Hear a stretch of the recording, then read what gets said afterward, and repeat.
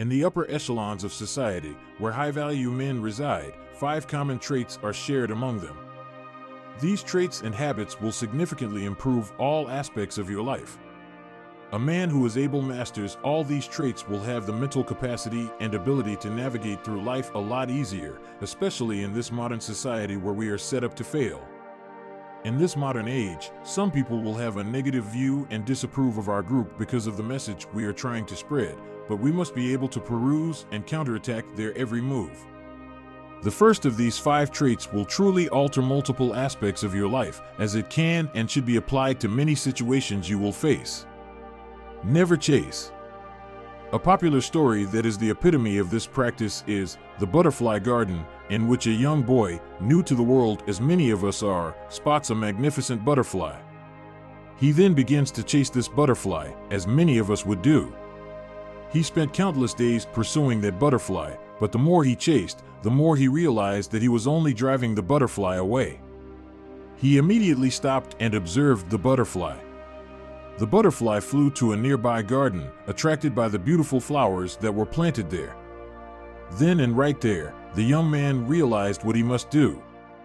He quickly retreated and began to work on his garden. He spent days, weeks, and months populating his garden with the rarest, most beautiful flowers known to man. Instantaneously, as the flowers in his garden began to bloom and a beautiful aura permeated the air, the garden became flushed with countless magnificent butterflies. As much as this story is a metaphor, it can be applied to all aspects of our lives. We must learn how to attract and not chase.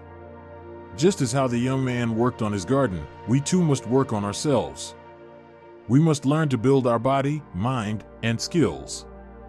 But we must not confuse the art of attracting with inactivity, as inaction will lead to one developing both doubt and fear.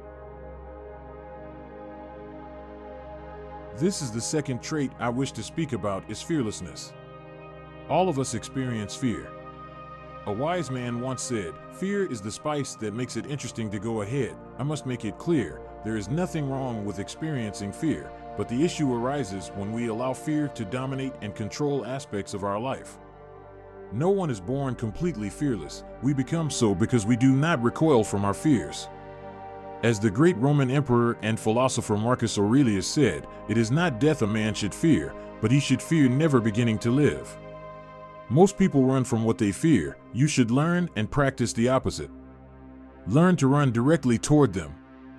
We should never allow ourselves to become comfortable with the fears we have. This type of comfort will keep us weak and pull us further from our purpose in life. Firstly, you must accept any fear that you have, then you shall make a plan for how you will tackle that fear. Many fear failing, so they never take risks. Many fear loss, so they hide from intimacy. Many fear the unknown, so they cower from new experiences. You must never allow yourself to become complacent, because that is what cowards do, and as Seneca said, we suffer more in imagination than reality. This leads to the third issue I wish to speak about, the law of life, which is change. You must learn to constantly evolve and recreate yourself. Take a moment to think. Everything in life and everything around you is constantly changing. You are not placed on the earth to be stagnant. You must always find new ways to challenge yourself. As the old paradox goes, there is nothing permanent except for change. This is a reminder that change is inevitable, and if you do not change with time, you will be left behind and wasted away. Each and every day when you wake up, remind yourself that nothing in life is permanent and our time is limited, which is what makes it valuable. Your constant evolution will open countless doors for you. Without change, you won't be able to progress and improve yourself. Never be stuck in your ways, be adaptable. Bruce Lee put it perfectly by saying, "Empty your mind, be formless, shapeless, like water. If you put water into a cup, it becomes the cup. You put water into a bottle and it becomes the bottle. You put it in a teapot, it becomes the teapot. Now, water can flow or it can crash. Be water, my friend." The fourth trait of a high-value man is a man who commands respect.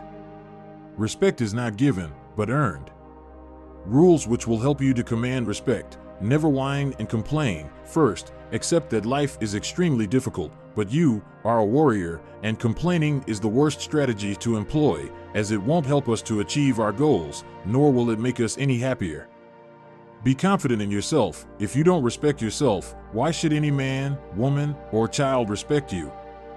Learn to command respect with your confidence, trust your abilities and the decisions you make, and learn from your mistakes. Learn to speak and move slowly. Be articulate and direct with your speech. Learn to respect others, and learn to value them, as you will not command respect by commanding, but by valuing and serving others.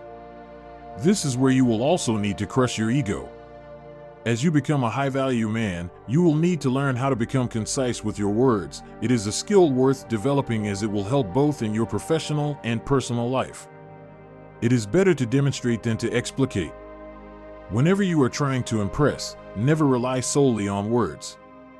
The more loquacious you are, the more common you will be seen as, and you are more likely to say something foolish or dangerous.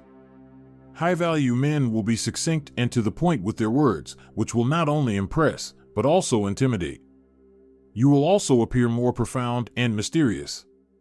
As Leonardo da Vinci said, oysters open completely when the moon is full. When the crab sees one, it throws a piece of stone or seaweed into it, and the oyster cannot close again, so it serves the crab for meat. Such is the fate of him who opens his mouth too much and thereby puts himself at the mercy of the listener. Once your words are out, you cannot take them back. Learn to master and keep them under control. Even the words you utter to yourself can be damaging. Marcus Aurelius said, "Never be overheard complaining, not even to yourself." As you become laconic, you must be aware of this newfound power, as sometimes it can be unwise to be silent. This may arouse suspicion or insecurity. On the other hand, others who have mastered this skill may use it as a form of deception by being more talkative, which will make themselves appear weaker and unsophisticated. Until next time, stay strong and improve daily.